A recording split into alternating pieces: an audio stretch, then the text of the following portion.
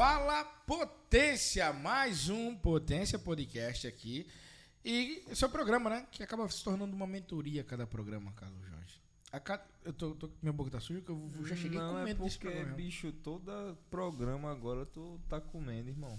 Não, eu passei uns programas aí passando fome, cara, inclusive. Aí agora não. Pão doce, eu já chego, cajuína. Eu já chego no programa já aqui, ó. Agora veja aqui se tem alguma comida aqui. Ó, no meu lado. Mas é por isso que você tá magrinho desse jeito. Quero café. Entendeu? Veja se tem alguma coisa, mas aqui sempre comida, mano. Eu concordo com você. E assim, foi 2 passaportes, pessoal. Uma pizza calabresa inteira, uma de frango. É complicada a situação. Não é fácil manter essa estrutura corporal. É mesmo, é perfeito você. Mas vamos ao assunto. Porque nós conseguimos um espaço na agenda dela, não? Que é importante, sabe? É uma pessoa muito importante, um exemplo no empreendedorismo social hoje. Eu sempre vi, Mulher poderosa. Sempre vi essa mulher, inclusive, no Instituto Manda Ver.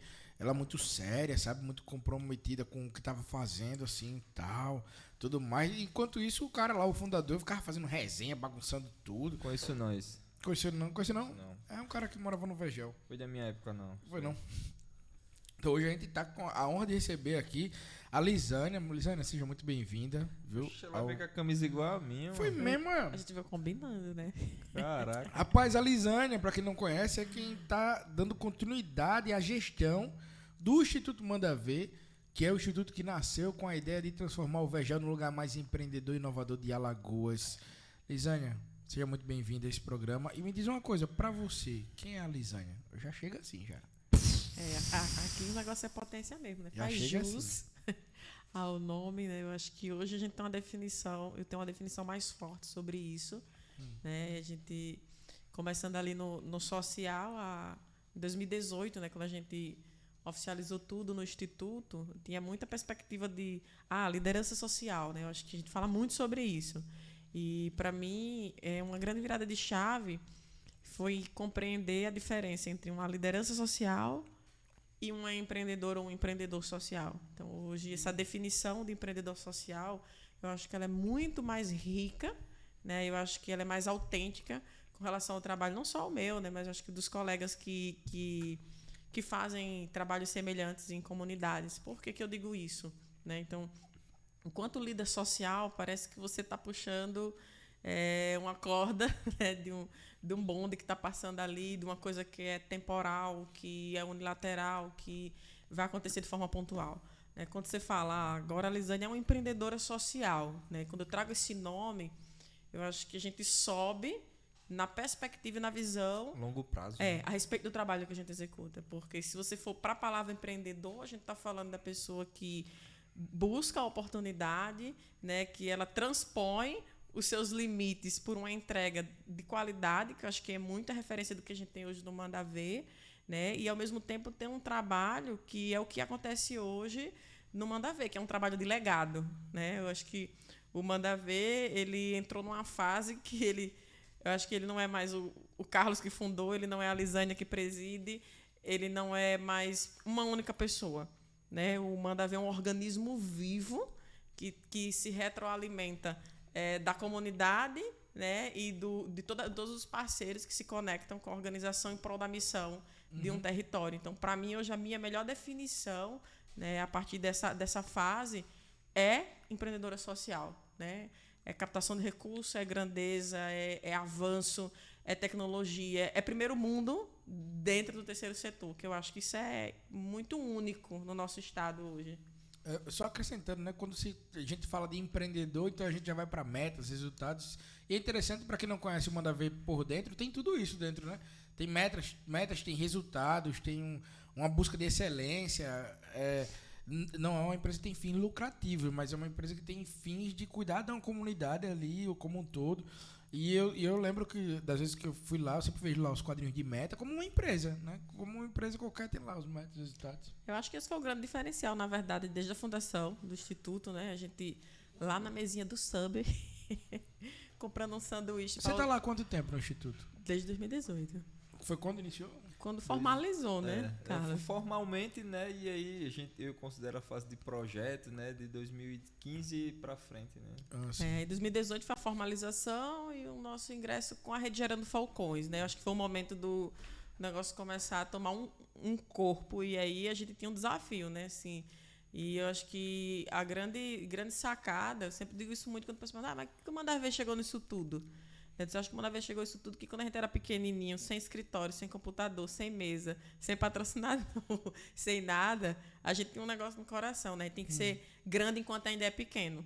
Então, a primeira coisa que a gente fez, né, não foi nem buscar o patrocinador, né? Acho que a primeira coisa foi definir o básico, que era a missão, visão e valores. Era o que ia guiar a gente e o que ia ser mantido como um alicerce, né, para todas as decisões a partir dali, né? Então, o Manda Ver, ele começou dessa forma e sempre teve isso como alvo, né? Desde o tempo do Carlos, sempre foi isso. Nós tem que ser o melhor, mas o melhor não no sentido doentio, né? De desenfreado, de competição, de metas, de exaurir as forças, mas no sentido de a gente tem que ser o melhor porque a gente quer entregar o melhor.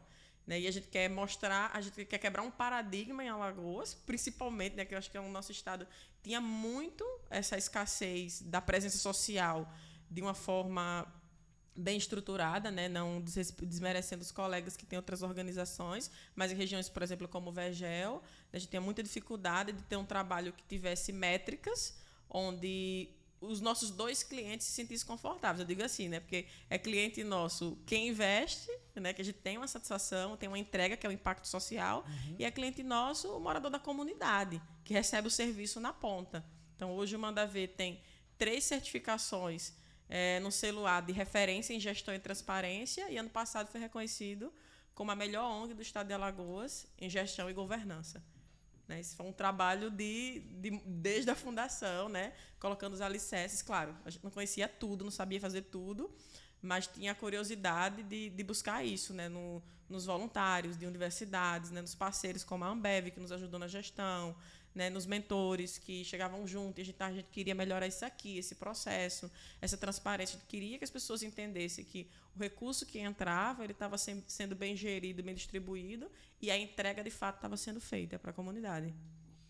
É óbvio que tem uma frase aí que eu escuto muito o Carlos Jorge falar, inclusive, que ele fala: o que eu faço determina quem eu sou, não é isso? Quem eu sou determina o que eu faço. Quem eu sou determina o que eu faço. Então, assim, tem muito ligado. Mas o Manda Ver, a gente conhece a história e tudo mais. Eu queria saber um pouco mais de Alisânia mesmo. Como é que você se aproximou do empreendedorismo social? O Carlos Jorge, a gente conhece a história dele, do fundador do Manda Ver. É um cara que tu conhece, cara. Conheço. Ele fundou o Manda Ver lá, um cara do Vergel, meu louco. Passou por um monte de desafio para chegar lá. E a Alisânia? Como é que você se aproximou do empreendedorismo social? Antes do empreendedorismo social, a Alisânia, quem é ela? Todo mundo faz essa pergunta de que eu fui iludida. Foi mesmo. Esse Jorge é vendedor. Esse é. E você sabe que você ganhou um título que você não perde mais nunca, né? Porque ele sabe da responsabilidade disso aí, que ele pode ser secretário, ele pode ser governador, ele pode ser presidente do Brasil, mas ele nunca vai deixar de ser empreendedor social.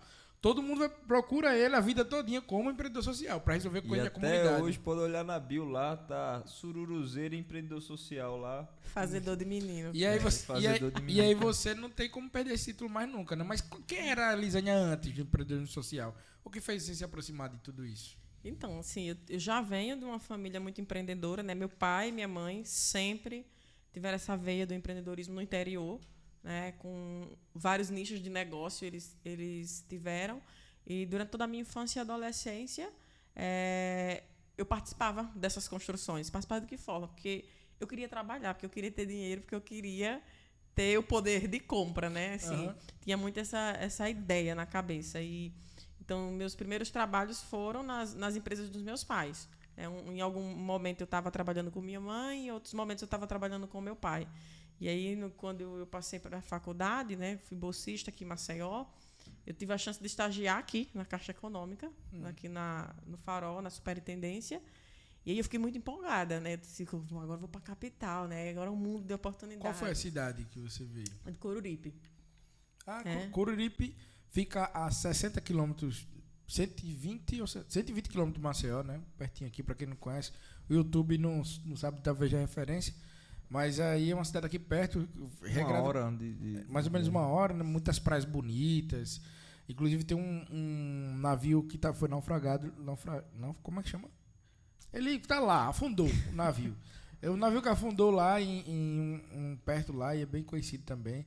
E é conhecido também por ser confundido como o local onde os portugueses chegaram, inclusive.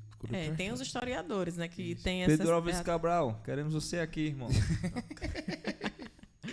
Então, assim, Coruripe hoje é uma referência em educação, em saúde, mas há 15, 20 anos atrás a gente não tinha nem faculdade, não tinha curso técnico na cidade. Então, todo mundo que queria transpor do ensino médio para frente tinha que vir para a capital.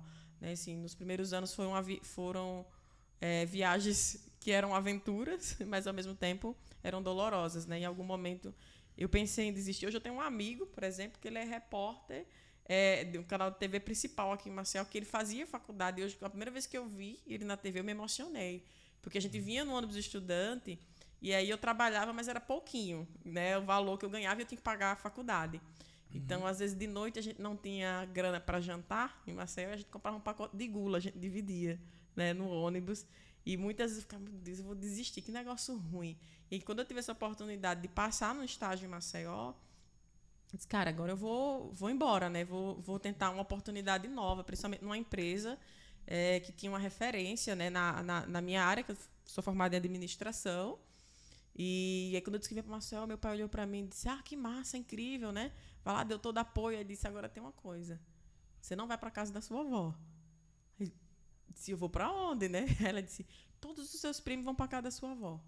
E aí a sua avó fica sobrecarregada, você tem uns horários até tarde da noite de faculdade, de amigos, a sua avó não dorme. Não vai dar dessa dor de cabeça. Você vai, mas vai ter que se virar.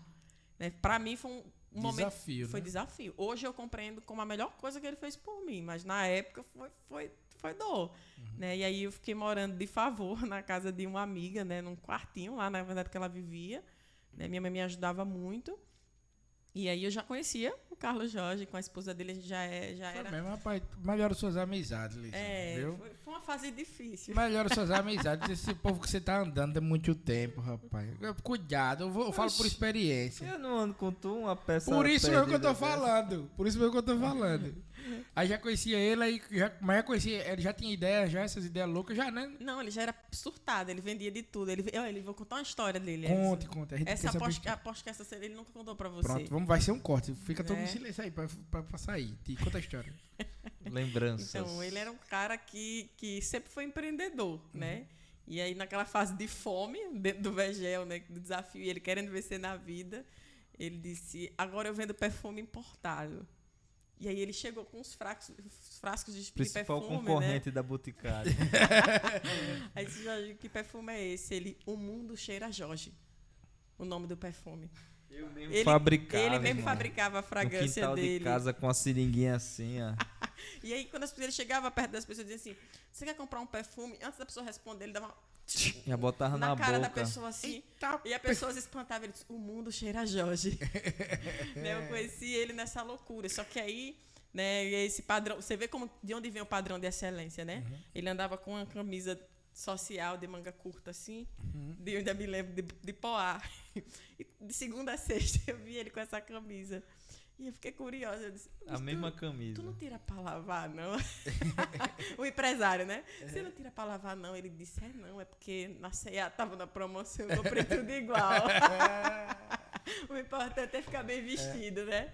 Então, assim, foi uma fase que era cômica, mas eu costumava dizer assim, acho que era a melhor fase da gente, porque a gente tinha força para enfrentar desafios como esse, né? E aí, naquele momento, né, voltando para a nossa história, o Carlos me viu lá na casa dessa amiga em comum. Ele já tinha ficado lá um período também, né, de desafio. Aí ele olhou para mim e disse assim, eu vou casar daqui a 15 dias. Né? E eu também era amiga da esposa dele, né? Eu vou casar daqui a 15 dias. Eu vou dizer mais para você, depois que eu casar, ele disse assim, depois que eu casar, você conta 15 dias no calendário que eu venho buscar você e você vai morar com a gente, para você não ficar nesse lugar, que aqui não era uma questão de conforto, era uma questão de não tinha condições de ficar lá. Eu achei que ele estava brincando. Né? Aí ele casou, de fato, né, com uma amiga, e aí 15 dias depois ele chegou lá com um carro emprestado. Aí disse, o que é seu para eu levar? Eu não disse que vinha ele buscar. Eu disse, esse cara é doido. E aí ele disse, aluguei uma casa no Paraíso, né, com a visão para o mar, né, pra gente morar de frente pra praia, né, num lugar alto, né? E aí eu fiquei tudo empolgada, né? Casa novinha, irmão. Era na Grota do Cigano. no primeiro andar. E dava pra ver a praia do Cruz das Almas. Depois né? das favelas, você via a praia lá no final, mano. Não é de frente pra praia, não, Não mentiu. Não é importante não mentir. Né? Mas No no Recife, Recife de Luz o vinha pessoal dizia, Cruz das Almas. não sei o que, mora na favela. Eu disse, moro não, irmão. Aqui eu recebo Cruz das Almas, parceiro. Na praia. Isso E é aí na tinha, praia, tinha um irmão. desafio, né? Todo dia, antes de chegar, às vezes ele ligava pra mim, você tá onde? Eu tô já chegando da faculdade. Ele disse, segura a onda aí que os caras estão dando uns tiros aí. Quando passar, você chega. Muitas Então, assim, vezes. foi uma fase dolorosa, né? E aí, depois disso, eu casei, construí minha família. E a gente ficou nessa zona, assim, tava todo mundo se construindo como pessoa. Então, teve uma fase da vida do Carlos, na primeira gestação da filhinha dele. Ele ficou desempregado, a esposa. Aí ficou uns dias lá em casa. Fica por aqui, que a gente tá comendo todo mundo junto. Aí teve uma fase que eu fiquei desempregada, ele lavava colchão e sofá. Aí dizia, vem aqui que eu lavei um colchão hoje, vou dividir o dinheiro com você, porque aí todo mundo comia. E aí a gente foi se construindo assim, né? E aí, posteriormente, eu consegui um emprego, comecei a trabalhar e eu trabalhava no ramo hoteleiro, né? Com essa parte de contabilidade e gestão administrativa. Quando o Carlos me falou dessa loucura, né, do Manda Venda, eu já via o movimento que ele fazia em prol da comunidade desde 2015, campanha dos pezinhos e tudo mais.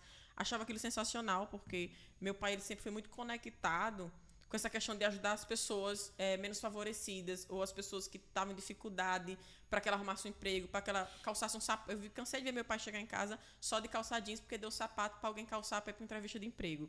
Então, isso meio que já me balançava. Eu só não via um empreendedorismo social como algo que pudesse ser organizado como é hoje. Que tem métricas, que tem transparência, que tem um trabalho assim incrível que todo mundo olha e quer participar. Né? Eu via muito como assistencialismo, de fato. Certo. E aí, quando foi em 2018, ele com essa loucura de entrar na rede Gerando Falcões, ele precisava de uma equipe técnica para poder amparar, né, a estrutura base do instituto e poder estar dentro da rede. E aí ele me ligou, me convidando. Eu estava numa empresa há 6 anos, nessa multinacional há 6 anos. Multinacional, mano. Doidíssimo. Não era. Eu tô prevendo a doidice aqui. Não era estadual, não. Disse se eu não fui iludida. Se eu não fui enganada. Aí você saiu da empresa pra entrar no Manda Ver? Ele me fez uma proposta. Ele disse, vem pra cá. Aí eu fui, eu disse, Jorge, você é louco. A proposta é o seguinte, eu tô tenho passando fome. fome aqui, mas eu quero mudar o mundo, mas tô passando fome. Aí tu vem passando fome comigo, passa fome nós dois, e nós dois vamos mudar o mundo. Olha que massa. E eu já lembro assim de eu olhar pra Lisânia e dizer, Lisânia, dinheiro não vai ter não. Mas eu acho que a gente vai fazer tanta conexão, vai conhecer tanta gente, que eu acho que no mínimo nosso lucro vai ser contato. Se tudo der errado, a gente pega um desse contato e arruma um emprego, assim. Foi exatamente essa frase que ele disse. Ele disse, dinheiro não tem não, mas eu acho que a gente vai construir conexão. E foi na semana que a gente conseguiu o primeiro evento gigante pra gente entrar, que foi a Tracto. Né? Então, foi em 2018, lá no Jaraguá, ainda naquele primeiro espaço, né? E aí eu fiquei Aí ele disse, você tem até segunda pra me dar a resposta. Tudo ou nada. Eu fiquei um final de semana sem dormir. Né? Assim, eu queria um desafio novo, porque eu já estava meio fadada do trabalho que eu estava, mas eu tinha minhas preocupações, porque eu tinha um filho, né? Tinha conta para pagar.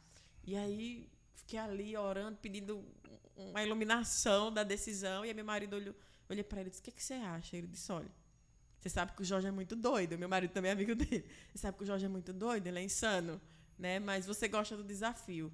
Faz o seguinte, você vai. Se der errado, a gente recomeça.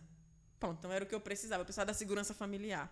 Cheguei no dia na empresa, pedi demissão, disse, não acredito, você acredita se quiser. Vai cumprir aviso? Não vou cumprir aviso. Mas eu digo, não vou, eu estou saindo hoje. Aí quando eu chego lá, no Vegel, eu disse, pronto, cheguei para trabalhar. Aí ele olhou para mim e fez, agora tem uma coisa, eu ainda não assinei o contrato com a Gerando Falcões. Eita, meu Tem Deus salário, do não. céu.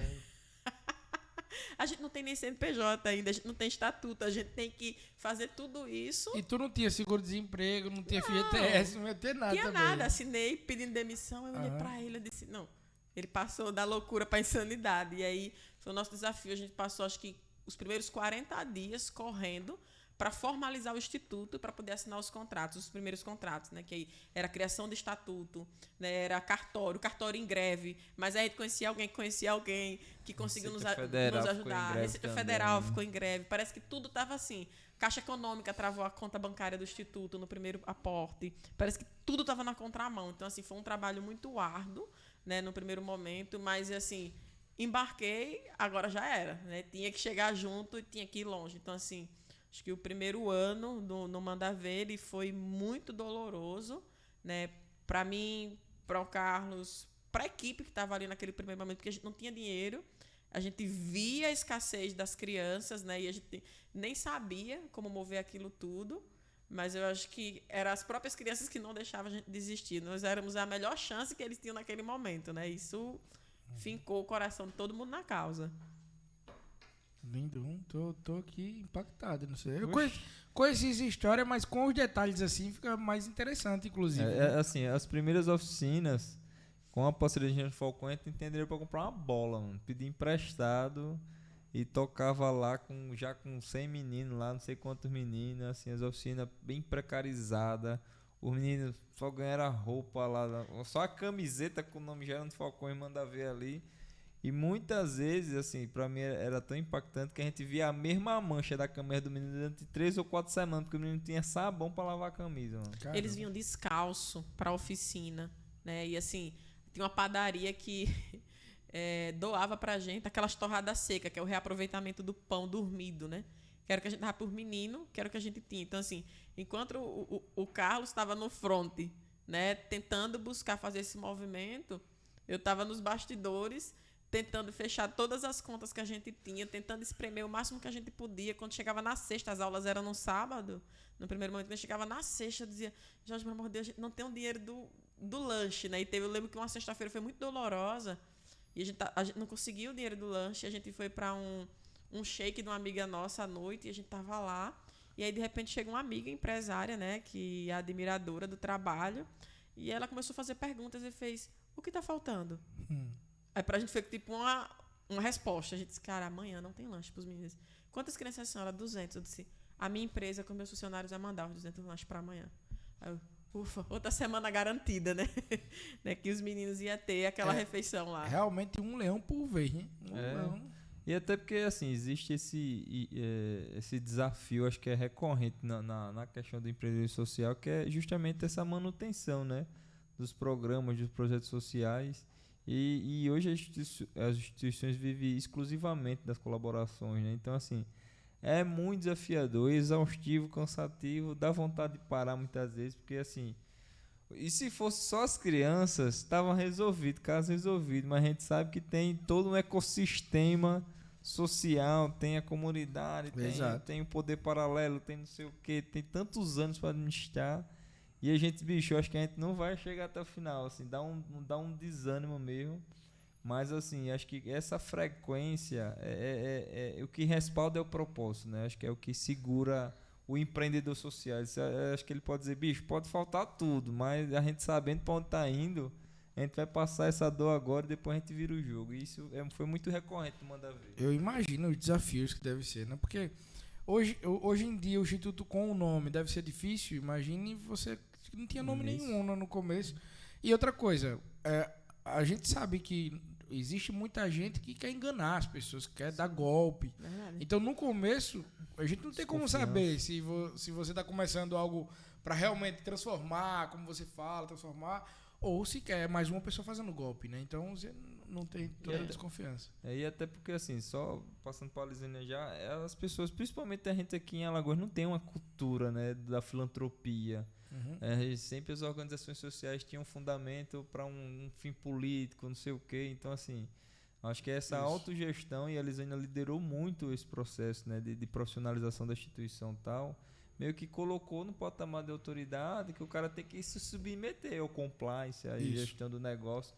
É doloroso, você tem que dizer ou não com muito carinho para não perder o parceiro, mas esse é o desafio. Imagino. Tem muito disso, né? Assim, tanto a questão do vínculo com o poder com o político, como a questão religiosa, né?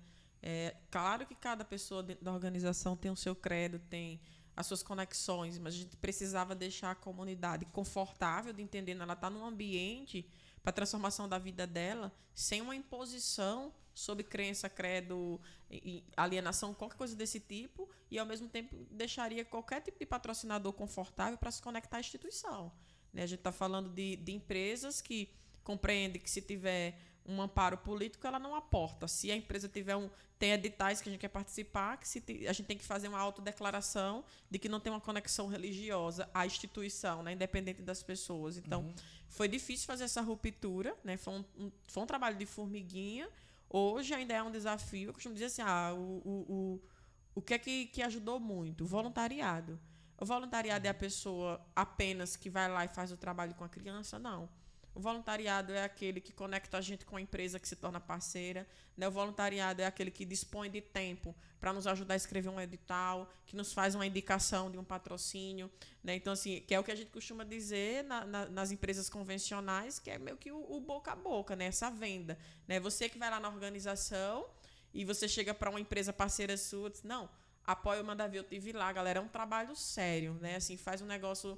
Então, assim, esse é o nosso desafio, de construir métricas, indicadores, relatório e tudo, e começar com essa grandeza, porque a gente se preocupava como que a gente ia conquistar esse patrocínio em Alagoas, se as pessoas estavam desconfiadas do trabalho, né? Será que vocês têm alicerce? Né? Aí você pega um cara como o Carlos, que tem uma história incrível, mas às vezes o cara olhava para ele e dizia assim, beleza, a sua história é sensacional, né? Tô aqui, ó, super emocionado. Depois da emoção é o quê?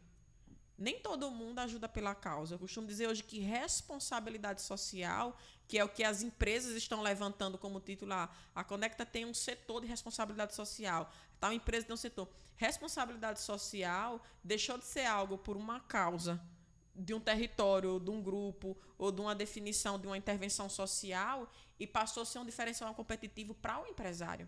Então, o empresário, na maioria das vezes, quando ele está fincando por essa estratégia da responsabilidade social, nem sempre ele está pelo coração. O foco dele está no lucro dele. E não tem nada de errado com isso. Se eu sou empreendedora, eu entrego o meu serviço social para ele, né? Para ele causar o impacto social e ter essa imagem na organização dele, tem uma relação de troca. E ela precisa ser saudável. Eu acho que é isso que a gente está hoje trabalhando na sociedade alagoana, né?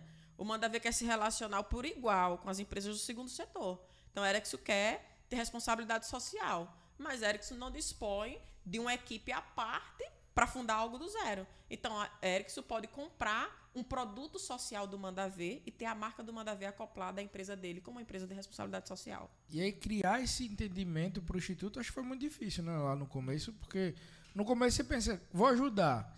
Aí, sim, mas vou ajudar como? Vou fazer o quê? Vou estruturar como, né? E aí, o assistencialismo que vocês falaram. E assim, quando a pessoa pensa no social, é doar cesta básica e sopa, né? Assim, meio que é é o básico. É a questão humanitária urgente. Mas assim, cara, como desenvolver aquela vida para que ela saia desse ciclo, né? Então, hoje é o que as organizações sociais a nível Brasil tem feito e Globo, né? A Lisane hoje tem experiência internacional, já foi para Colômbia, já tem experiência a nível Brasil. Então, assim, as agendas são muito conectadas hoje a nível nacional e com essa profissionalização do setor, né? Então, não tem mais espaço para a gente pensar num social sem uma estratégia, sem perceber o terceiro setor como uma ferramenta estratégica de desenvolvimento humano, territorial e que vira até uma política pública, que hoje é o que acontece dentro da organização, né? Para isso existe terceiro setor, né? Eu estava dando uma mentoria semana passada para a galera do Centro-Oeste, que está entrando na rede também, né? E uma das perguntas que surgiu foi justamente nesse tom, nesse sentido. Eu disse, gente, se a gente é empreendedor social, a gente precisa entender uma coisa. Nem toda oportunidade é para nós. Tá? Então, assim, nem toda parceria que chega para o Manda Ver é do Manda Ver.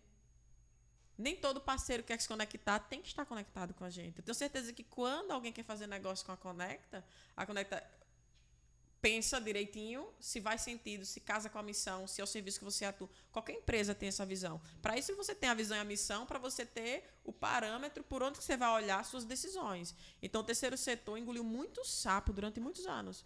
Tudo que as pessoas queriam dar era aceitado. Só que acontece, eu acho que lá no início, né, a gente teve uma mobilização aqui no estado, chegou um caminhão de doação de roupas e calçados.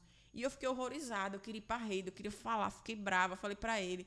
Porque as pessoas doaram calçado, pocadas, a chinela, cueca usada, não usada, lavada, usada sem lavar.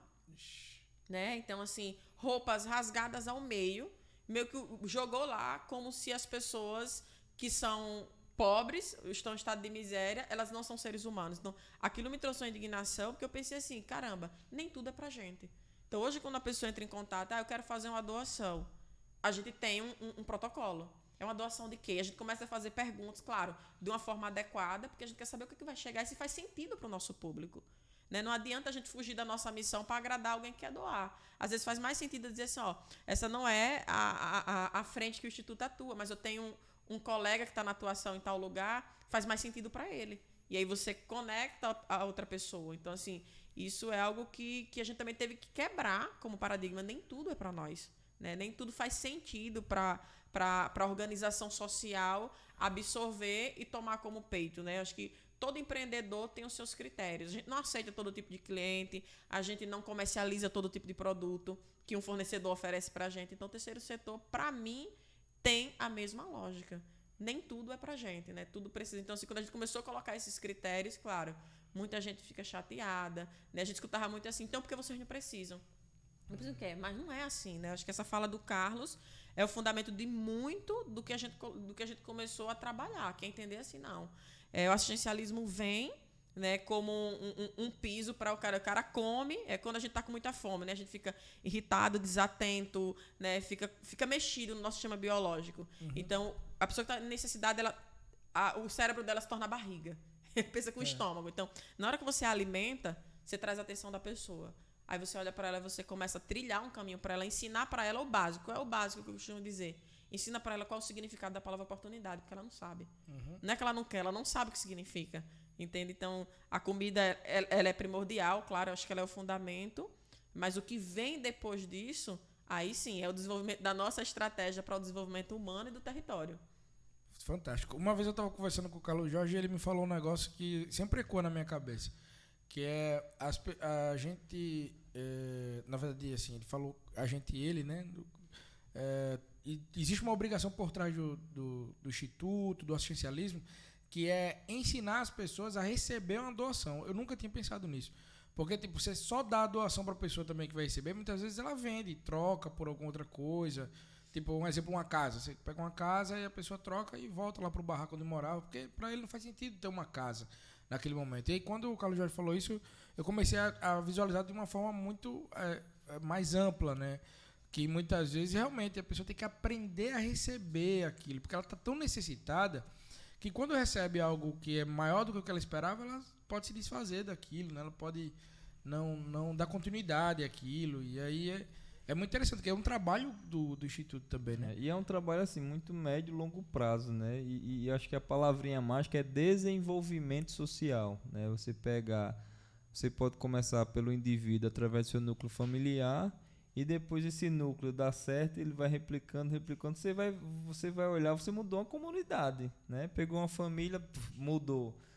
Se você contabilizar uma família por mês, uma família por ano, daqui a 100 anos, quantas famílias você não impactou, né? Então, assim, essa usina de transformação exige uma estratégia, exige um planejamento. Muitas vezes as pessoas olham como uma ferramenta meio que de subserviência ao sistema público ou privado. Não, é uma ferramenta que está no mesmo patamar. E até hoje, assim, acho que a gente percebe muito, e a Lisane é muito, assim, esse legado, né, de ver esse desenvolvimento, essa desenvoltura, é muito disso que o próprio ecossistema do empreendedorismo social hoje faz, né, com aquele empreendedor em potencial até o tornar, né, empreendedor. Eu acho que usar todas as ferramentas que existem hoje, de gestão, de governança, no terceiro setor, é a maneira mais inteligente de lidar com isso. Então, assim, o pós-pandemia, o que foi o pós-pandemia, que foi a maior crise mundial, não foi necessariamente os sintomas que ficaram.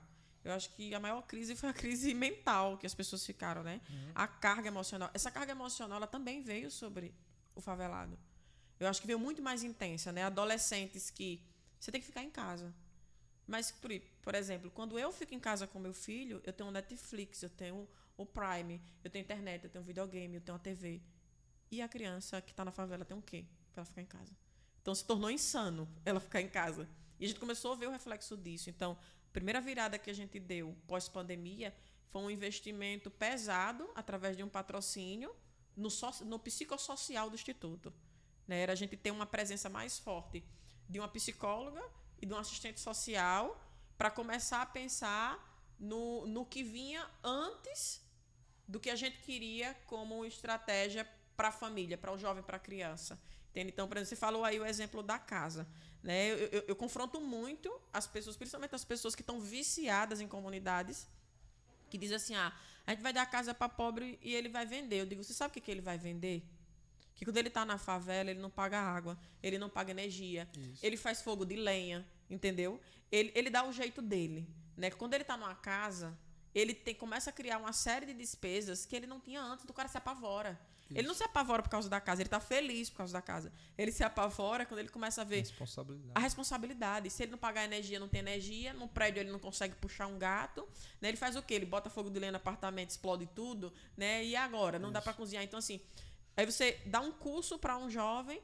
Mas é a oportunidade do menino. O menino não apareceu. Sim. Você dá um curso para ele aonde? Para ele fazer aonde? Ele vai fazer numa instituição que fica num bairro diferente do dele. Aí quando ele chega lá, tá todo mundo de tênis e calça jeans, ele tá de chinelo havaiano, com as unhas do pé cheio de lama do trabalho que ele fez antes de sair para poder sobreviver.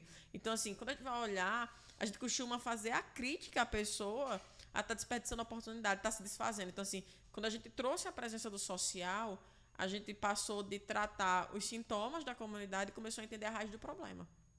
Por que esse jovem que eu mando para a tua empresa ou para a empresa de fulano de tal, ele já foi 5 vezes para a entrevista e não passou em nenhuma entrevista? Quando a gente vai olhar, é porque quando o cara chegou na sala de entrevista, tinha 10 candidatos mais bem vestidos do que ele, com um currículo superior ao dele, morando num lugar que não faz vergonha dizer que mora, entendeu? Com uma família. Então, às vezes, na metade do caminho, o cara já desiste. Quando ele entra na sala, ele já travou. Isso. Porque a parte da primeira pergunta é, você mora onde? Você estudou aonde? Né? E aí, quando você olha vestimento, então a gente começou a trabalhar no emocional desse jovem. Né? Com o que ele fala. Agora, teve um segundo trabalho, que era trabalhar na mente do empresário. O empresário que se conecta com o Manda Ver. Cara, você está recebendo um menino de favela. Uhum. Agora, não quero coitadismo com ele. Mas eu quero que você olhe para ele a partir da potencialidade que esse menino tem. Né? Então, assim, é por isso que o assistencialismo, por si só, ele não é o fundamento do Manda Ver. Nunca foi. Né? A gente faz pela necessidade de atuar nas urgências, como pandemia, como a crise da chuva que teve agora, né, que afetou drasticamente a comunidade, né, como dar um suporte para a família respirar enquanto ela avança, mas como o Carlos falou, né, a gente olhar para essa família a partir do desenvolvimento e entender que é um trabalho de reeducação dessa família, né, mentalidade, de visão, de perspectiva. Ó, chega junto, eu vou te ajudar com isso, mas preste atenção nisso daqui. Né? Então, assim, você amplia a visão da pessoa e talvez era só o que estava faltando. Uhum. Pessoal, estamos aqui no Potência Podcast, que é um oferecimento da Conecta Automação, a melhor do mundo. Conecte Auto. E aqui estamos falando com ela, Lisânia Pereira, empreendedora social, né? Tem grandes impactos hoje dentro de Alagoas e no Brasil. E a gente fica muito feliz de ouvir essa história, né? E eu mais orgulhoso ainda por acompanhar esse legado, né, de mudança pessoal, profissional. Mas assim, as pessoas sempre perguntam, rapaz, tem aquela perguntinha, né? Dá para mudar o mundo e ganhar dinheiro? Porque tem um preconceito tão grande de muitas vezes sobre captação, sobre recursos financeiros ou não, né? E muitas vezes as pessoas têm uma visão meio que média quando fala do social. Isso. Não pensa numa excelência, né? Tipo, a gente teve uma reunião que o cara lá disse, ó, bicho, aqui é um projeto social, era fora aqui de Alagoas, ó. A estrutura do cara é máxima, tudo é excelente, parece uma coisa privada. Os melhores professores hoje do estado estão trabalhando nesse projeto social e eles também têm um salário mais bem pagos do estado, dentro de um projeto social. Por quê? Para trazer uma visão de excelência, né, pro negócio. E eu acho que um dos caras que criou essa ruptura, tem que falar desse cara aqui, que é o Edu Lira. Né? Ainda lembro do ano que eu fui para São Paulo, 2016, quando foi 2017, eu cheguei lá. Quando eu chego lá, Edu Lira vivia uma excelência de vida pessoal, né? Por causa do legado social. Então eu cheguei lá, ele estava no seu bom carro, morava realmente numa condição digna, assim, de dizer, cara, o melhor lugar da região dele, de comunidade, era onde o Edu até hoje mora, né? Então, assim, o cara best-seller. Edu Lira, queremos você aqui, viu? O cara best-seller. O cara, assim, vivendo de captação das palestras dele. Então, hoje a palestra do Edu é um investimento para as empresas sociais, né? Hoje que acho que está custando uns 20k já, né? Por palestra, o cara fica lá. Agora, assim, muda. Hoje o cara está mudando territórios a nível nacional que muitas vezes a própria gestão pública não fazia. Então, assim, e esse cara vive numa situação de tamanha excelência pessoal e profissional que eu digo, é isso que eu quero, né? Tipo assim, eu quero ser empreendedor social, assim, não quero ficar fazendo conta no mês para ver se eu tenho dinheiro do aluguel ou não, ficar meio que sacrificando a família e tal. E a pergunta é, dá para ganhar dinheiro, impactar o mundo? Qual a mudança de paradigma que você percebeu nesses últimos anos, assim, dentro do social? Cara, a palavra é essa mesmo. Acho que é mudança de paradigma. Isso foi para mim, tá? Eu tive que... Hoje eu tenho mentoria com um mentor voluntário, né, de uma empresa em São Paulo, e ele bateu muito pesado com relação a isso. Ele disse, regra do avião. Qual é a regra do avião? Se o avião estiver caindo, né? Vai cair uma máscara aí na sua frente, você faz o que primeiro? Primeiro você, depois o outro, né? Ele disse, como é que você bota alguém, vai salvar alguém se você está morrendo sem ar, né? Então, assim, o trabalho social, né, do empreendedorismo social, que na verdade qualquer empreendedorismo, ele é muito árduo. Ele é sobrecarregado, né? E ele tem como fundamento, como o Jorge falou, o propósito, né? E para você suportar o fardo do propósito, você tem que garantir, pelo menos, que a tua base esteja estabilizada. E eu acho que, pelo menos para mim, a base é família.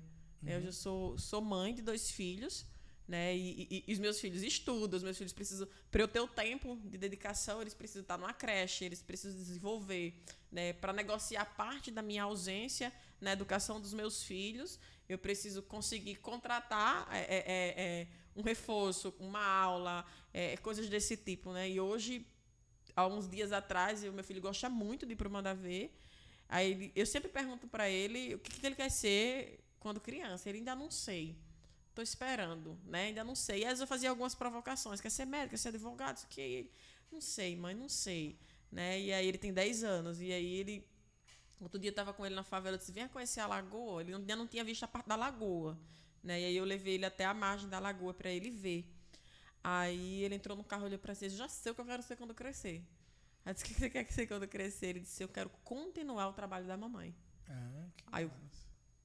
Para mim, foi um respaldo de que o que eu estou sacrificando, eu estou conseguindo mostrar para eles que vale a pena e que eles estão guardados e protegidos. Né? Então, assim, respondendo à pergunta, né, eu acho que o social, à medida que a organização sobe, o líder social, assim como o Edu, ele tem que ser o carro-chefe. O Edu hoje ele diz assim, sabe por que eu digo que você pode vencer a pobreza? Porque eu venci. Entende? Sabe por que você diz? É como você trabalhar com automação e não tem nada de automação na tua casa. Né? Então, assim, é louco. Então, assim, você olhar para a pessoa e dizer assim, cara, você pode empreender, você pode vencer a pobreza, você pode ter uma condição, sua família pode estar bem, mas baseado em quê? Porque eu me construí assim.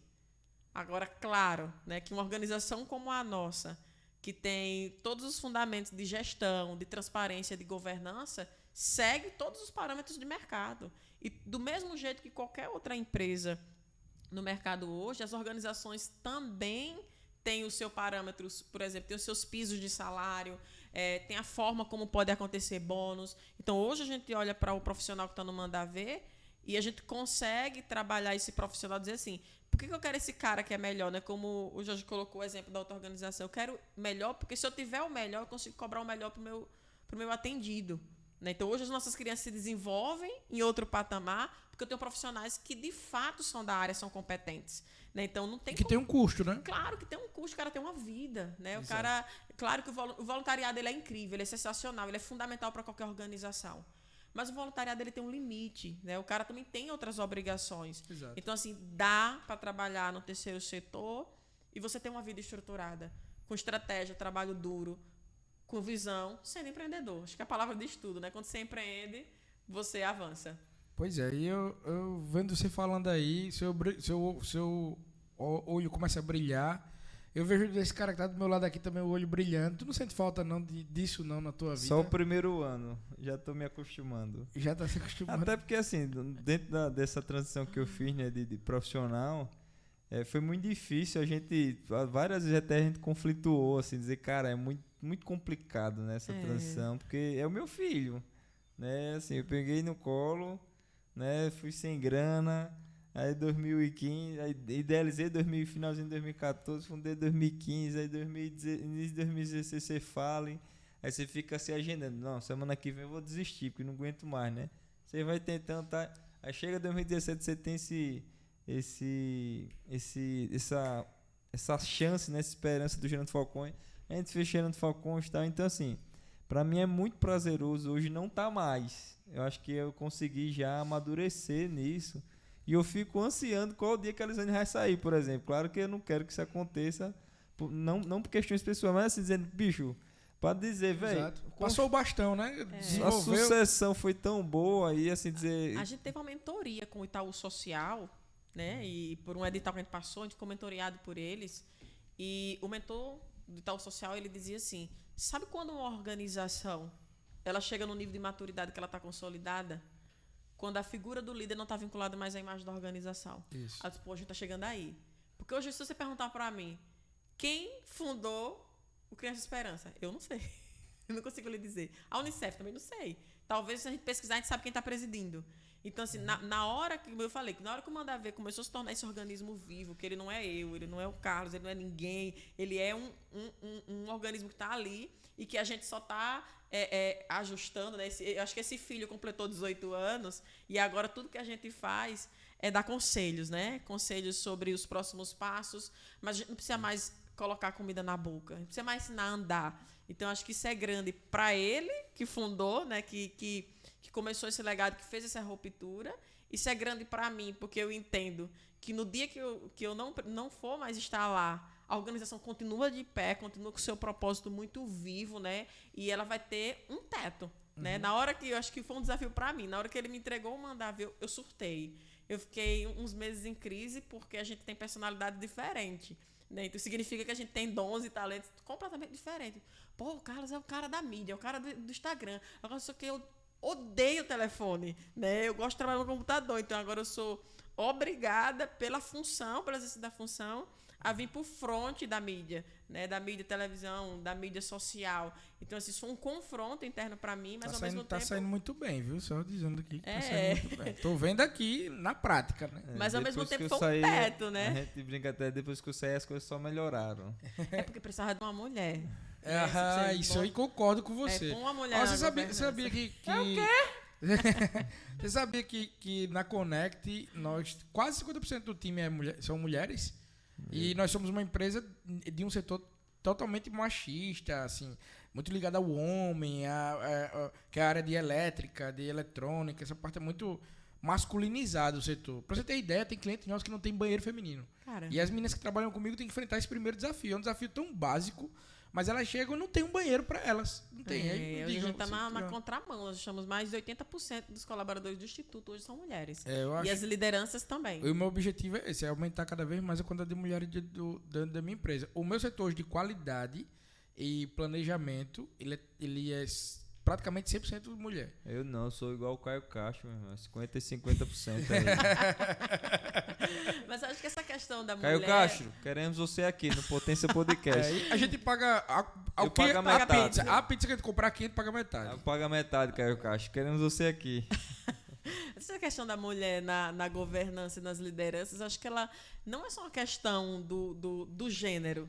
Eu acho que é uma questão de você interpretar quais são as potencialidades a partir da questão biológica. Então, é natural e é comprovado cientificamente de quando se trata de planejamento, de organização, a mulher, claro que ela tem mais habilidade, né? O que a gente faz, né? Se a gente mexe a panela que está cozinhando, né? A TV está passando o jornal, o menino está aqui atrás fazendo a tarefa e o outro está chorando. Eu tenho uma outra ligação com isso também, que aí eu não gosto de entender a pessoa como fato, eu gosto de entender a pessoa como história. É o meu ponto de vista. Se eu entender só como fato, eu só vou entender a pessoa ali. Se eu entender como história, eu vou entender a pessoa por completo.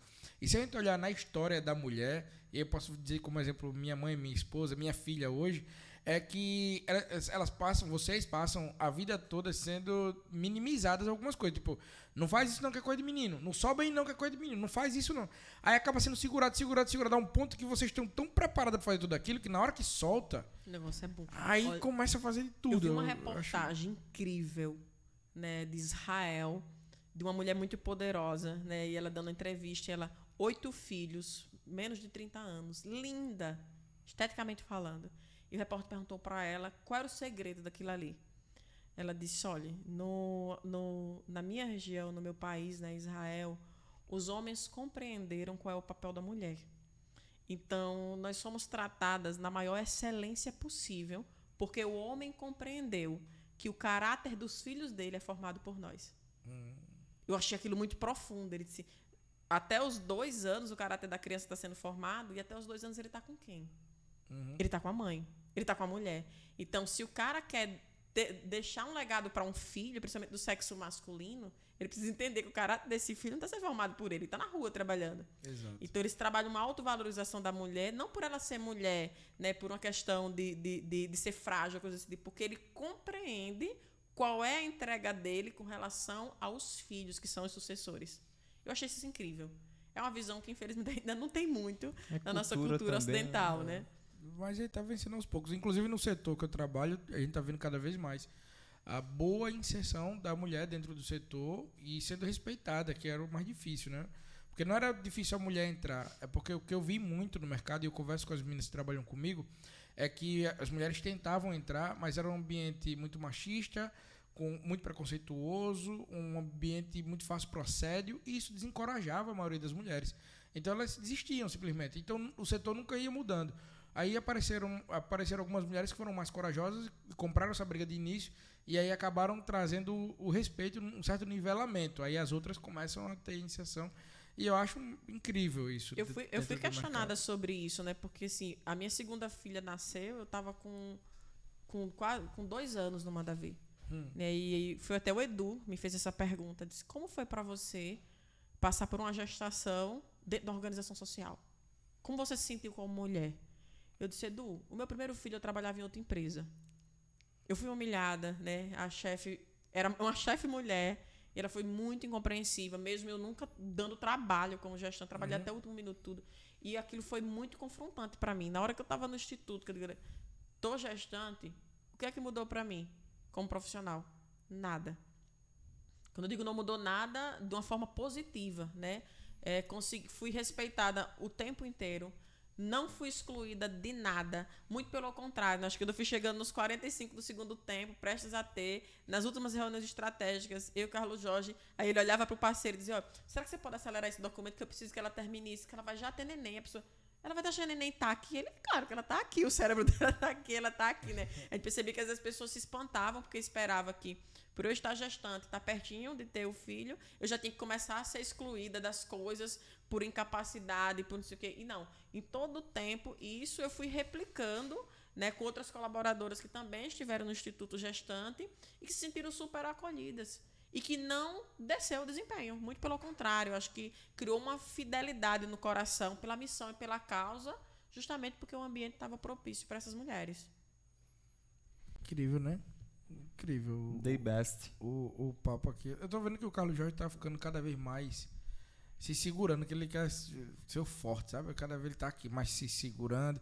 Vem um monte de lembrança na cabeça de vocês, né? De coisa, vem de muita história. Se contar aqui tudo... De desafio que vocês passaram juntos. A gente vai fazer 10 podcasts de lágrimas, de sorrisos. Mas me diz uma coisa. E quando apertavam, para vocês dois, né?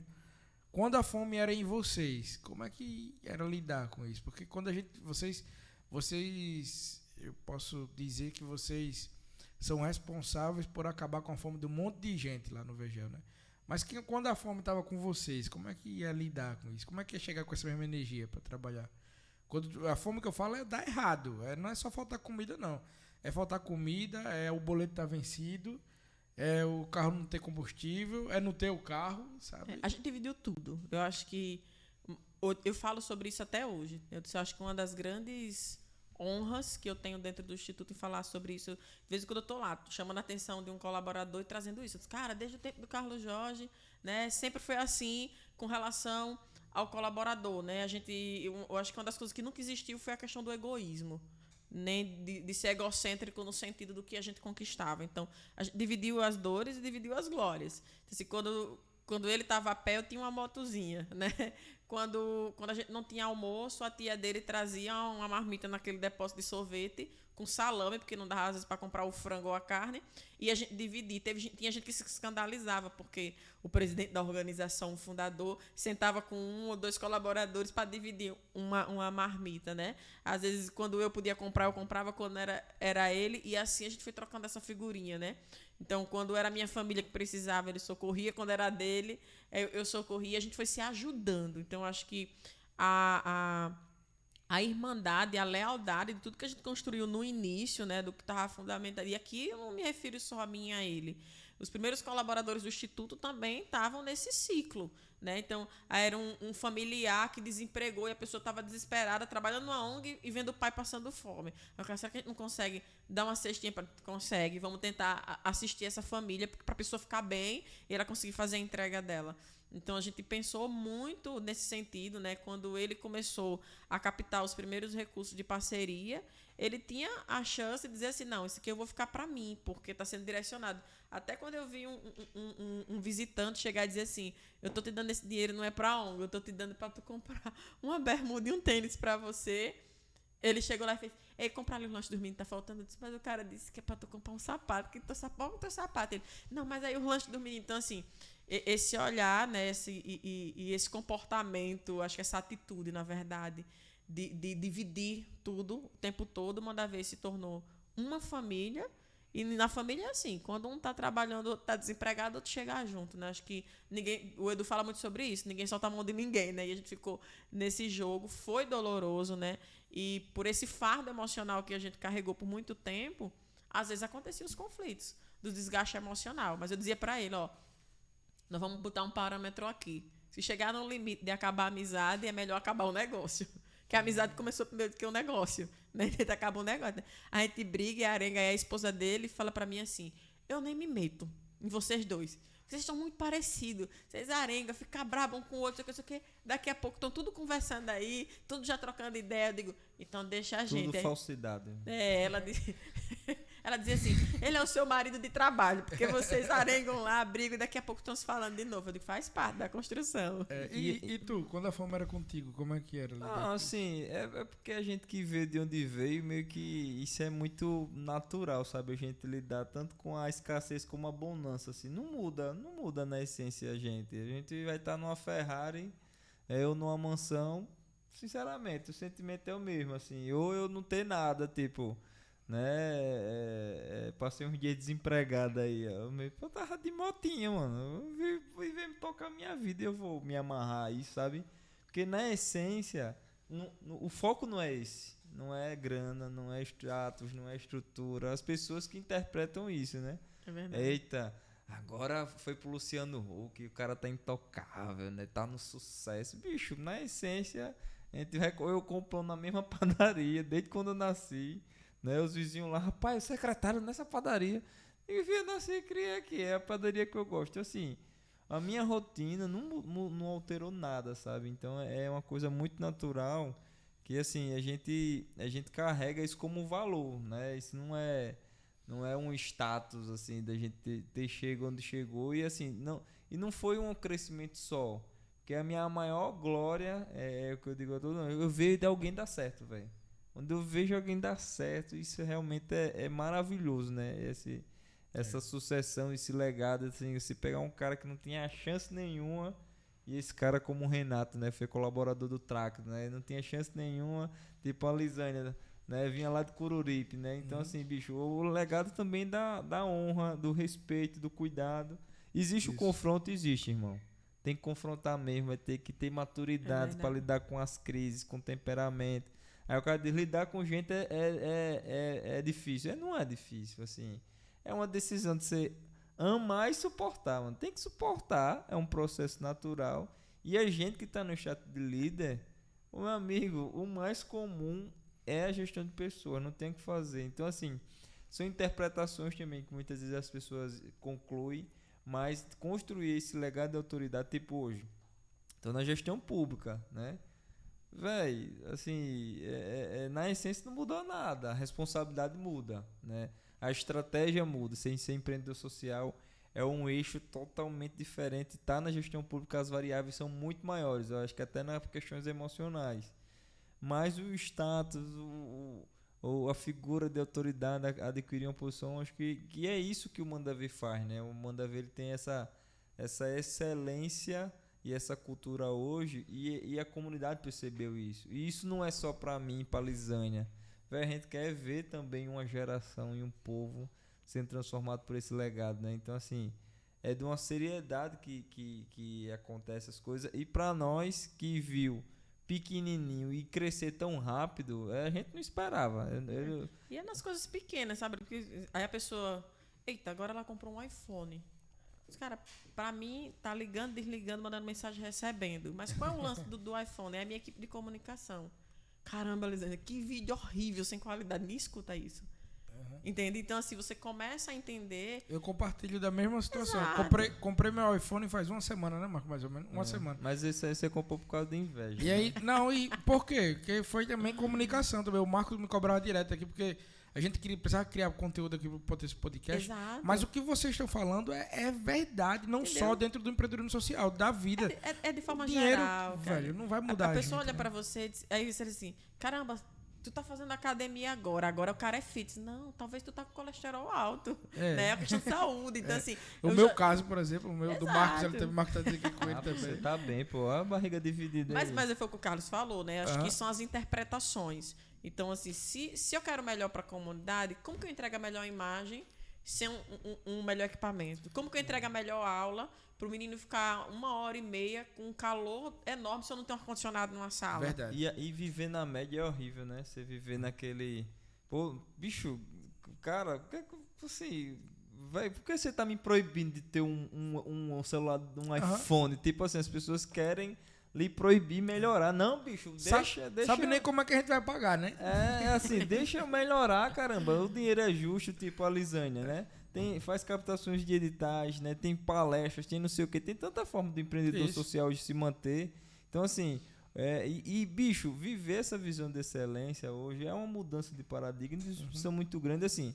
E a gente convoca você que está assistindo esse podcast aqui, o Potência Podcast aqui, no Instagram Potência Cast, no YouTube é Potência Podcast, patrocinado aí pela Conecta Automação aí. Pois Mas é. assim, para dizer para você que deixa o empreendedor viver uma vida de excelência, porque é essa galera que vai impactar uma geração, né? Então, assim, mais do que nunca a gente precisa nos acostumar a viver como reis e rainhas, literalmente. E Sabe? ninguém tem nada a ver com o que você tem, né? Ou com o que você faz. Érico, Esse eu acho é que o a ponto. pergunta que eu quero ouvir de qualquer um jovem na comunidade, se for um sapato que eu estiver calçando, uma camisa, um carro, um celular, diz assim, como eu faço para ter um? Exatamente, esse é o ponto. Entendeu? Eu quero que ele diga assim, eu quero ter um, como que eu faço para ter um?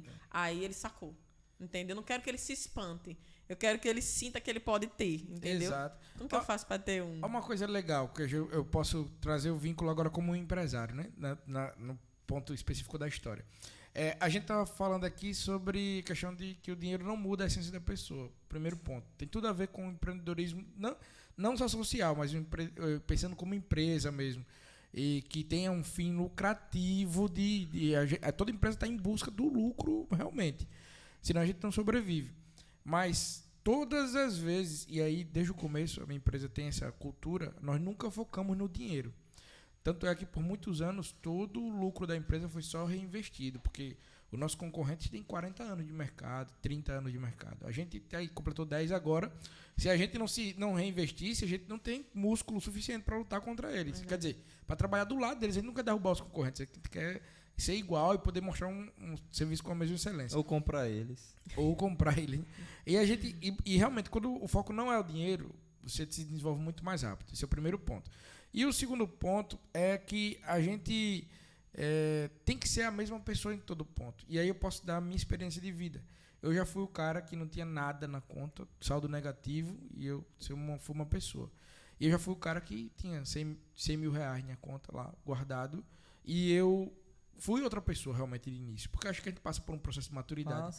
Só que aí depois, quando eu entendi que eu preciso ser a mesma pessoa, o cara que não tem nada, ou o cara que tem o dinheiro lá guardado, e aí você ser a mesma pessoa, aí esse é que é o ponto. Esse é o propósito, né, na verdade. Eu acho que quando eu comecei a me dar conta assim, eita, chegou o dia de eu receber o meu salário.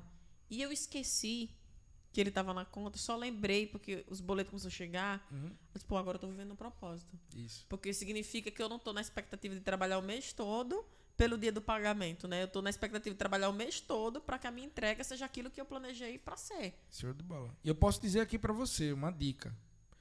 Preste atenção. Se você quer vencer na vida, lute como um boleto, porque um boleto sempre vence. Profundo.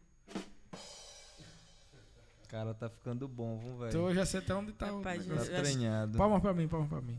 Tá. Obrigado. Você Obrigado. tá um grande filósofo. Tá, Chegamos ao final aprendeu aqui, né? com a Anitta. Momento... Temos a mesma tatuagem. Anitta, queremos você aqui, viu? No podcast, Potência Podcast. Chegamos ao final de mais um Potência Podcast. É o momento da gente falar os momentos finais de você falar aí com o nosso público, com o seu público, né? Atrair a visibilidade também para dar um beijo pra pra sua mandar mãe aqui beijo. nessa. Eita, mamãe tá no céu. Eu lembrei desse episódio. Eita, que gafe, rapaz. Quem? Mamãe da Lisânia tá no céu. Ah, foi? Foi. Depois ela vem pra contar esse. Eita, poxa. Tem muita Mas história. a gente é amigo, a gente vai falar desse episódio depois. Que foi, mas, assim, muito desafiador também pra Lisânia, né? Ter perdido a mãe dela, né? Há uns anos atrás, né? Por câncer, né? Foi tanto uma travessia longa, assim, sabe? E esse período realmente foi muito doloroso, e acompanhar tudo isso e ver, assim, essa garra de estar onde ela tá. Foi o primeiro amigo que apareceu dentro do hospital quando ela faleceu, foi ele. Foi mesmo. O cara que tava lá. Tinha dinheiro? Tinha não. Mas a gente tava lá. São muitos altos e baixos, assim. O produtor da gente tá pedindo pra você se encostar aqui. Não sei porquê. Ele disse. É porque porque ele minha tá na cabeça, frente da- minha orelha, é a orelha, tá a batendo orelha. na outra câmera aqui, ó. Tá É. vendo a minha Mas mão a orelha aqui? tá contida Tá aí no coberta. fone. Pois é, Lisane, essa câmera é totalmente sua. Falar com o público, atrair mais patrocinadores pro Manda Ver, essa é a hora. Os arroba Manda Ver, não sei o que lá, e tudo é teu. Cara, que incrível. Acho que, primeira coisa, acho que é um agradecimento especial, gigante, incrível, esse trabalho que vocês estão fazendo aqui, né, trazendo essa oportunidade de toda a comunidade, né, que acompanha o canal, aqueles que vão compartilhar, que eu tenho certeza que a galera vai compartilhar, né, que é um assunto que é polêmico, mas é um assunto que é incrível, que é o terceiro setor, né, de ter uma nova visão, uma nova perspectiva sobre o que é isso e dizer assim que o Manda Ver está pronto para deslanchar e escrever uma história diferente, eu acho que em Alagoas e no Brasil, né, com gestão, com transparência, com grandeza e com desenvolvimento social, desenvolvimento econômico de territórios como o Vegel, que está se tornando referência, né, o Manda Ver, que é o @mandaver.org, que é o @mandaver.org. @mandaver.org, né, que é onde a gente noticia tudo que acontece na nossa organização, oportunidades, conquistas, né, eu acho que tudo que aparece lá não é mérito só nosso, mas é mérito de todos aqueles que apoiam e acreditam na nossa causa. Então, acho que vale super a pena, né? Às vezes a pessoa está lá, tá em casa, você está em casa, tem o maior desejo de ajudar, não sabe como, eu não tenho tempo. Tudo pode ser uma ajuda, né? Um conhecimento, um pensamento, uma dica, né? Uma conexão. Então, assim, não se sinta limitado a nos procurar, entrar em contato com a nossa organização, né? Com certeza vai fazer a diferença na vida de muita gente, né? Então, é o meu convite todo especial. E você que está em casa também assistindo, que está reproduzindo, né, esse vídeo depois do lançamento, poder entender, né, que organizações sociais no Brasil hoje estão tomando um rumo diferente. E o Manda Ver hoje é essa referência aqui, né? Você pode conhecer de perto, você pode pesquisar sobre nós e, ao mesmo tempo, também pode estar participando de todas as nossas atividades, né? Interagindo e nos ajudando a evoluir cada vez mais, porque nós vamos fazer um Brasil melhor, principalmente para os nossos próximos sucessores, né? Os próximos governantes, que são as nossas crianças de hoje. Uhul! É isso aí. Pois Esse é o meu, seu, nosso Potência Podcast, um oferecimento da Conecta Automação. Lisânia Pereira deu uma aula aqui pra nós. Em breve, esse programa vai impactar centenas de vidas. Fica ligadinho, esse é o meu, seu, nosso Potência Podcast. Pois é, acredite, viu? Você também pode. Que Deus te abençoe e até a próxima. Tamo junto.